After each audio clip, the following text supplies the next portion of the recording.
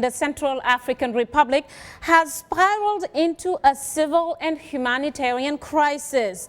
The United Nations says 1.2 million people no longer have essential services, and human rights violations are reportedly widespread. There is also an urgent need to establish security and stop the violent attack on the civilian population in that case. The UN says those who have seized power must address reports of recruitment of children into the armed forces. We've received tremendous feedback in our STA inbox for this week's question, which asks, how can the new government in the Central African Republic, led by the Seleka rebel group, bring stability following the overthrow of President Francois Bozizé?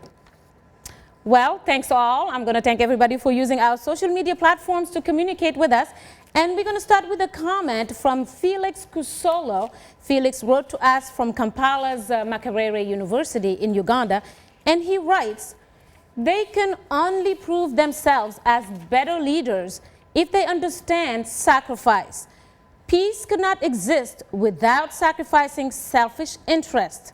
The leadership in the Central African Republic has a mountain to sacrifice. And of course, he emphasizes the word sacrifice by writing it all in caps. I'm just saying that for our listeners in the radio. And another comment comes from Sifo Mukandawire from Pretoria in South Africa, who says, there is no legitimate government in the Central African Republic. First, let the rebel allow a peaceful transition. Good governance must be key toward a peaceful country.